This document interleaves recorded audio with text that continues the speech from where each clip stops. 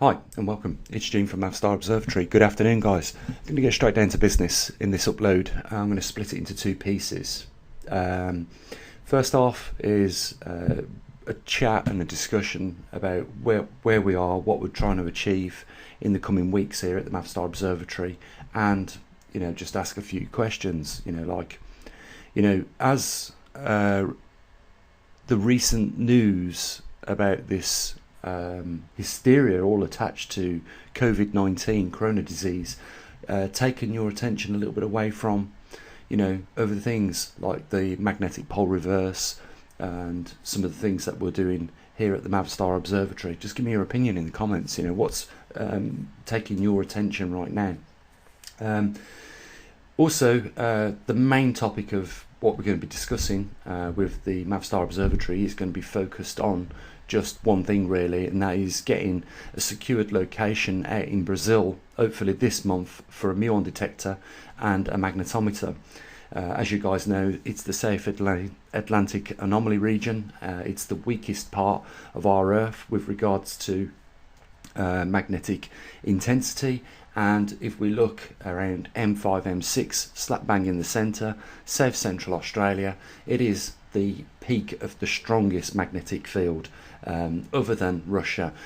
We probably would have gone for a location in Russia, but we have just found it way too hard to get people in Russia to take a magnetometer on board. As you guys know, we lost the magnetometer in India. It never really got off the ground. Once it got there in that vicinity, we never saw it again, and we never heard from Ricky, who was supposed to be sending us the data. So we don't know clearly what happened with that, but we are still doing our best here at the Mavstar Observatory to get this equipment out. Now I just want to say a little bit, just a quick thank you to the people that are supporting our efforts here, and you guys sort of know why you're supporting it.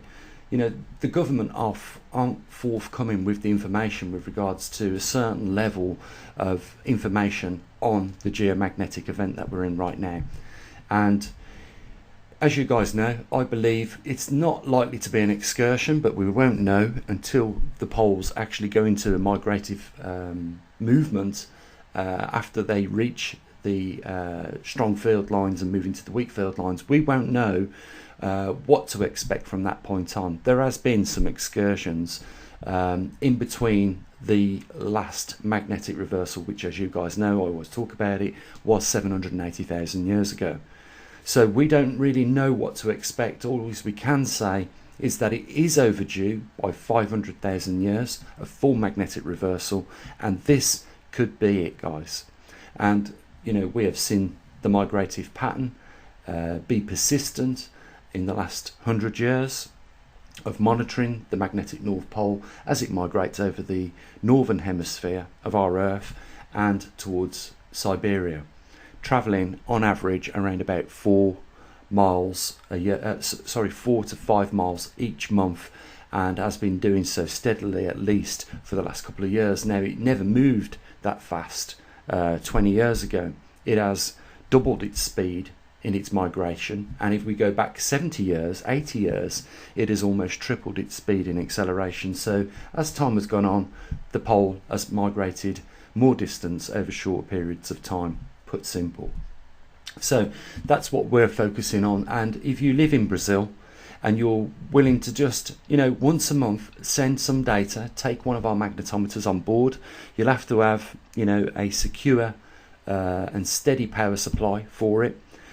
We understand people do get power cuts even in the Western worlds like the UK and the United States, Canada and Australia and other parts of the world. Some have it more frequently than others. It's just the look of the draw. We don't expect the person to have these magnetometers to avoid common issues that can occur.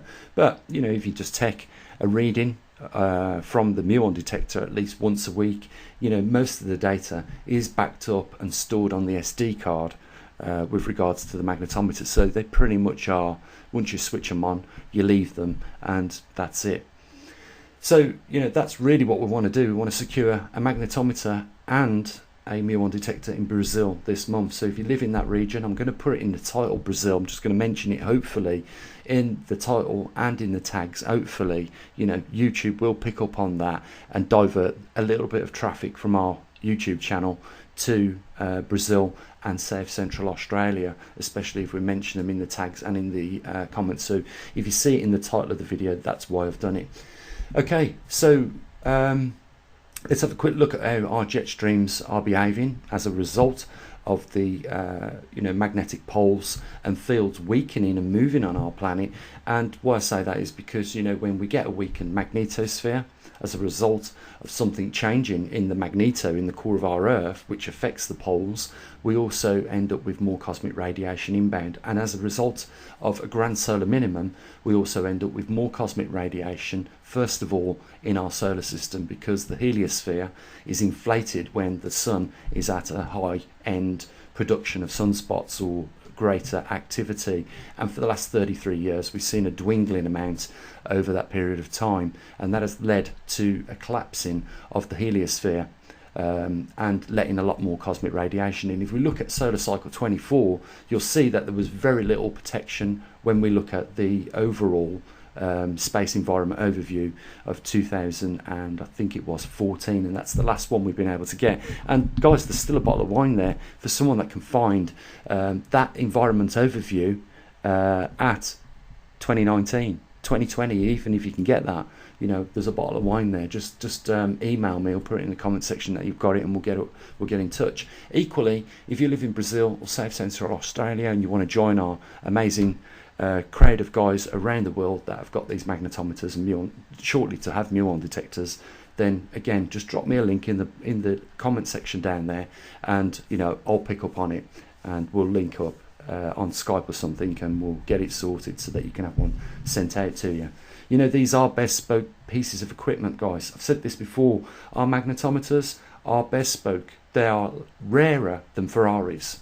The muon detectors are likewise. You know, there's not a lot of them around the world, and at the end of the day, I'm really proud of the fact that we've got muon detectors, because what this equipment does is detect you know, elementary particles. This is particles a lot smaller than atoms, and muons are a byproduct of collisions up in our, you know, in our upper atmosphere with cosmic radiation, and as a result we get muons. So if we see muons increasing here on the surface, then we know that there is more collisions in our upper atmosphere as a result of cosmic radiation, and as a result of that we end up with jet streams like we're about to have a look at now. So let's go over to Null School and just have a quick look at the temperatures around the world and the jet streams.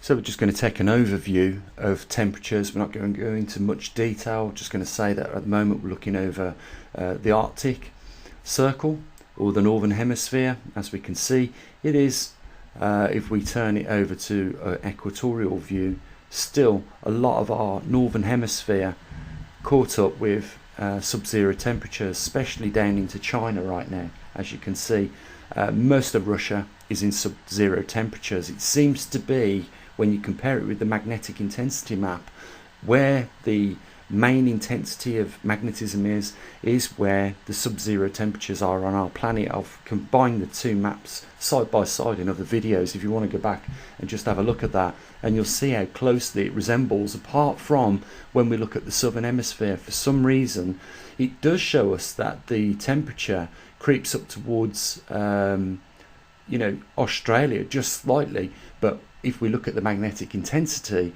there is a massive plume now just touching the south coast central of Australia, and a little bit over on the east and west coast. So, you know, we are seeing you know, some comparisons with temperature and magnetism. So the colder the temperature, the more stronger the magnetism is. The warmer the temperature is, the least the magnetism is. And I think that stands to reason, especially when we compare the South Atlantic anomaly and where that is, right over the equatorial, just southern of the equatorial region. So, you know, I've always said that there is a link between temperature on our planet and also magnetism. And let's face it, we have 3 anomalies over the northern and southern hemispheres of our planet, and all of them I believe, are not there just by coincidence. I think there is synchronicity there. I think that the rotational axis, first of all, is in that position. The magnetic poles are in that position for a reason, and also the sub-zero temperatures. We've got the Arctic poles there as well. So I think they're all connected. It's just not completely scientifically understood and written about these days, but I do believe at some point, there is going to be more interest in the topic of these three things being in that vicinity, and we might find out one day a little bit more about true planetary mechanics. I mean, this also might lead us to find out why Mars eventually lost its magnetosphere and in turn its atmosphere and then its water on its planet. And it's just testimony to show us, guys, that our planet too can look like that, especially if the poles don't reverse and the magnetosphere collapses. And that's a period of time that we are in right now, and we just hope that that is not the case for our Earth, because if it is, it will be curtains and the end of all biodiversities on our planet Earth. And we know how rare that is, don't we, guys? We know how beautiful our planet is. We can't even get to another planet like ours in a matter of 1 light year, even if we had the technology to travel 1 light year speed to that planet.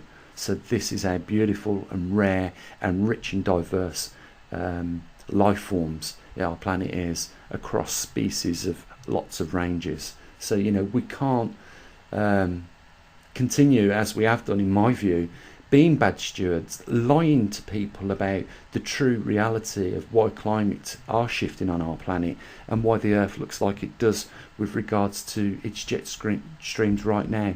And with the mention of that, I think we'll just go over and have a quick look at the conditions. Now, at first glance, you might see that there is some evidence of a polar jet stream and a subtropical jet stream, but if we just follow the jet streams round, you're going to see that we've been witnessing for now over a week is a spiral type jet stream, which is fragmented. We're seeing it do this vertical lift up into the polar regions, and that can't be good for temperatures and snow production in them regions, because when you get this nice warm subtropical air move up into the polar regions very quickly, the chances of precipitating out of that are increased. And when we see it come back down like this, cold air meeting subtropical air, we're going to get lots of water, and it's doing it up and down all over the place.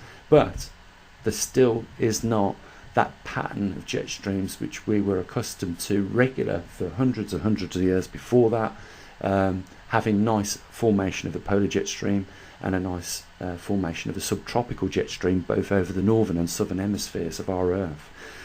Quick look over the Antarctic region, fragmented and busted jet streams all over the place. And as a result of that, it's altering climates, it's changing seasons, and it's making farming globally unpredictable. And it couldn't really come at a worse time than what we're at right now, because we're not just faced with great changes to our climate affecting food production, we're also faced with COVID-19 and that shutting down global shipping, and it's soon to be felt. Let's just have a quick look at the numbers now, move over straight over to the COVID-19 part of this upload or update, and just talk a little bit briefly about that. And then I just want to give you just an idea of what I think is going on, guys, because I just think that now there is a lot of things lining up.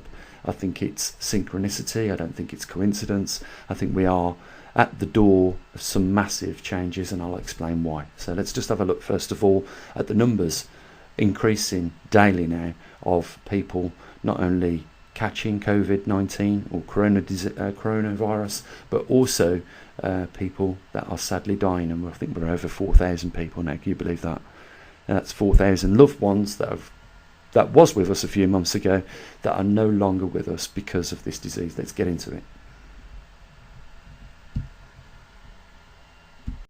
Okay, I first of all want to talk about the number of cases now that have risen to 373, as you can see, that are confirmed, and we now have 6 people that have died of COVID-19 here in the UK.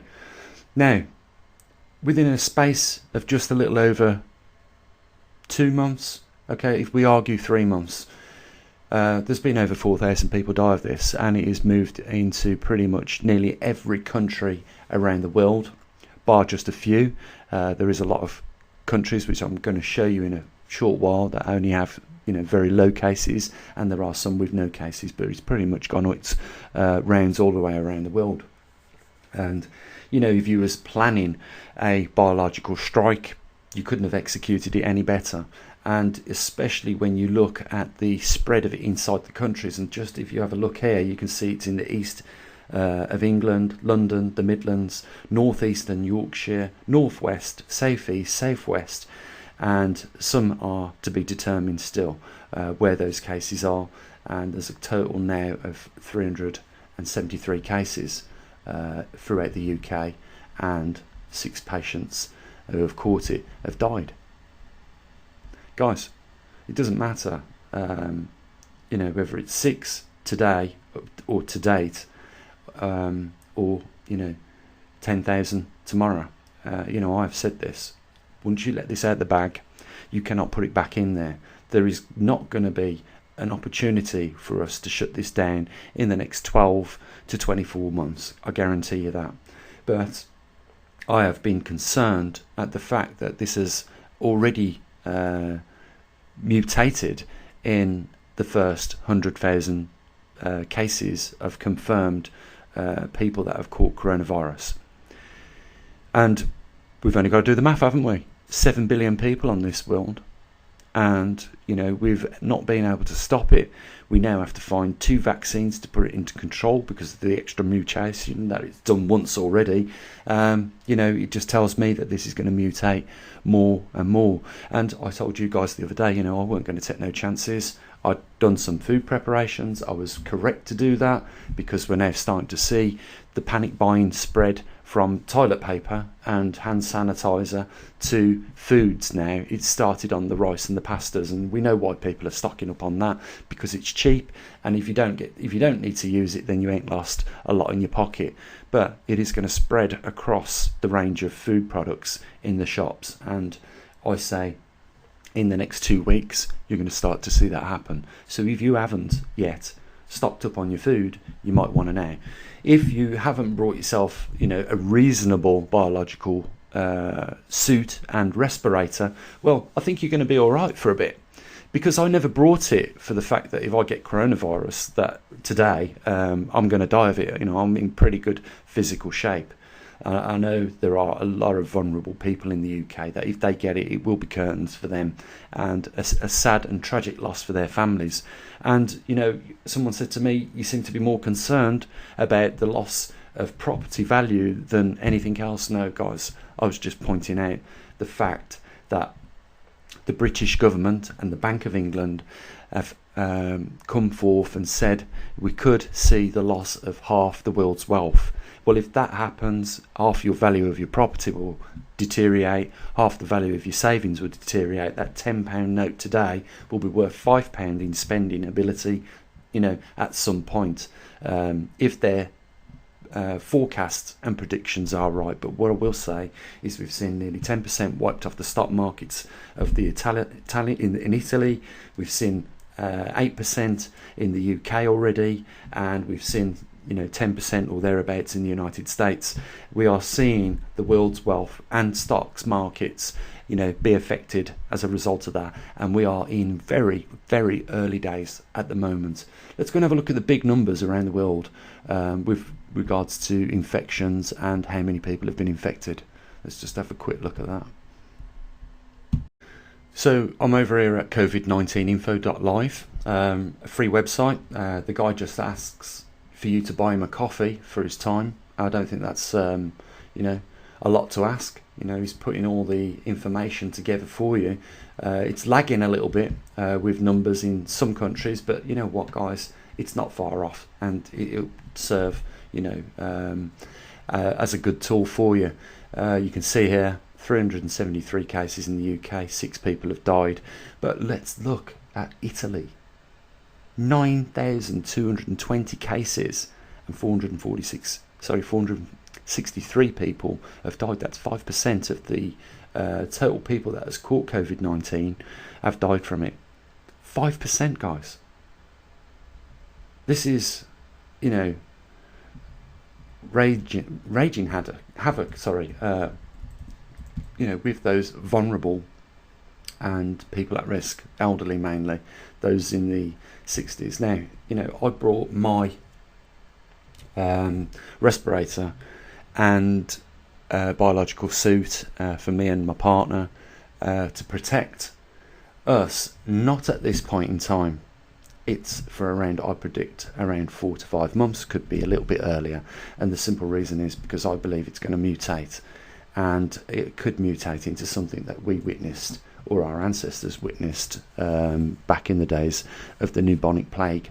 If that's the case, as we know, it wiped out nearly half of the world's population. That's 4 billion people dead as a result of it.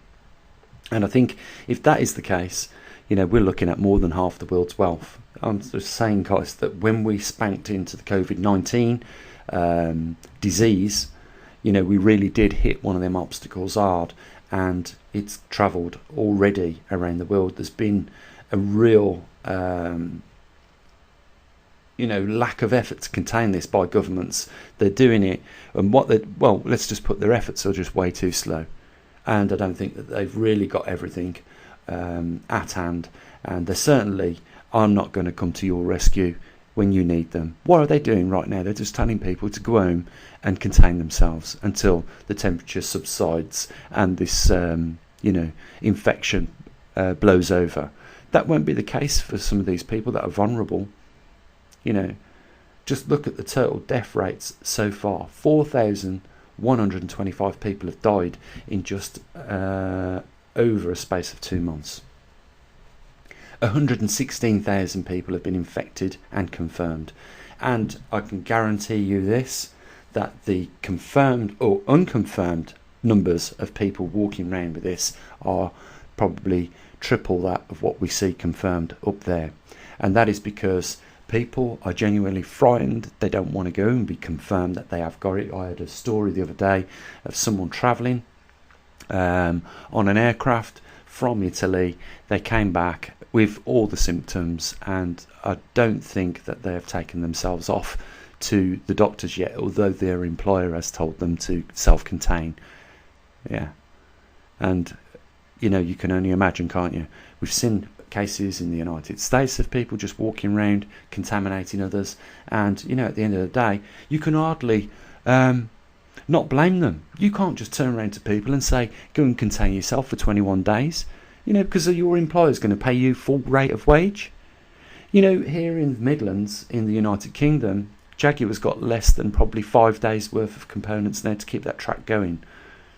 As from what I'm hearing from people inside there, the overtime's been shut down on a ban for the next 5 weeks, and we don't know how long the banked hours are going to last for people, because after a certain amount of time, you can't afford to pay employers not to work, and it's going to affect stock market prices at that company.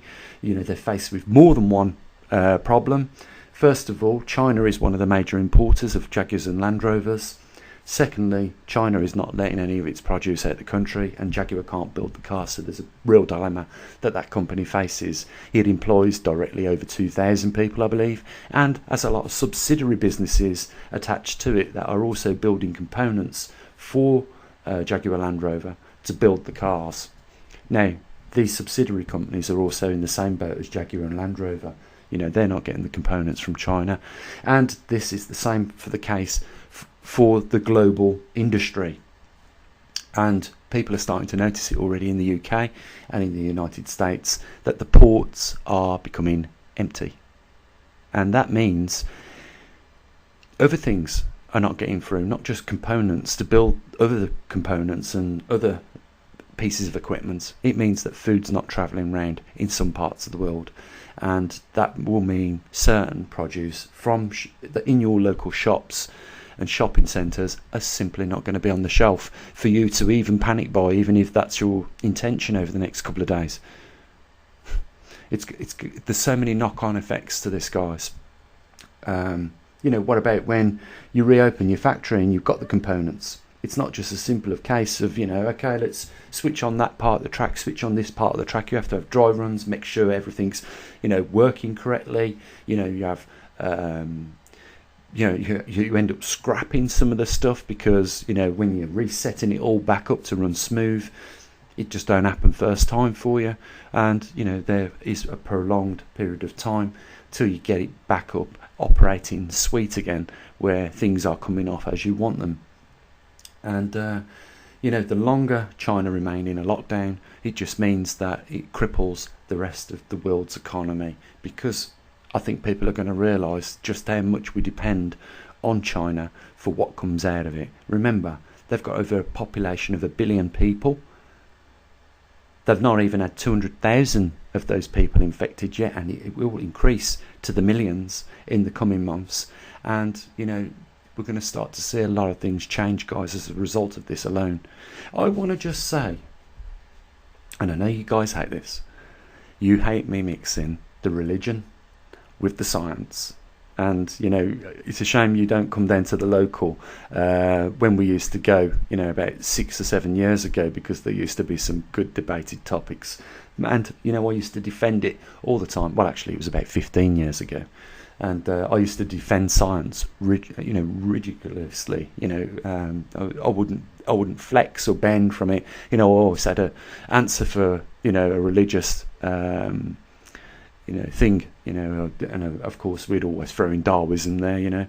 Proven scientific facts about that. Well, now it's not the case, but it was a good argument, or a good answer for an argument at that point. But we was promised at a certain point of time, wasn't we, according to the Bible, that there'd be a return of certain behaviours. And holy camole, are we seeing those behaviours now? Wickedness, corruptness, men sleeping with men, women with women, humans with animals. And every time these behaviours have come back in, massive volumes, we have seen mentioned in the Bible certain disasters happen. Just saying, guys, that's all I'm saying. Are we back in them days? Are we back in the days described at the end of the book, is what I'm asking you. And you know what? Do people even care?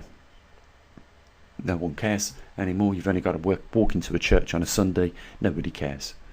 Nobody cares. And, without that regular attendance, and I mean, I don't even attend church, but you know what? Doesn't mean that I don't value some of the morals and dogmas in the Bible. Because I know that, and I think you would agree with me, that the book isn't written to make people worse. It's written to make people better. You tell me how it makes you worse, I want to know. Put it down in the comment section and I'll give you my answer to it. But I'm just saying, look at what's happened. And even, what's happened to the church itself. Why have they taken certain measures to fit in with modernism and break the rules themselves? It's just unbelievable.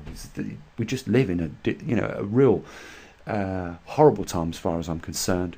I'm sick of the levels of corruption, and at the levels that they are now, right at the very top, where they're supposed to be serving us, guys, the public. That's the position, but we see them serving more themselves than anybody else. And I don't need to mention any names, because it's pretty much everywhere in the world these days, isn't it? How come these people who get paid a salary to run countries have millions of pounds in their pockets?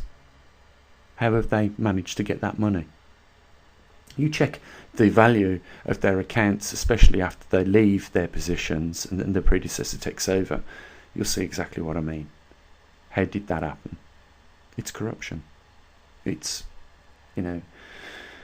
corruption to a level where, they don't mind killing, 100,000 people for it. And you can't help with this coronavirus think that there might be some undertones of purposefully putting the thing out to start with.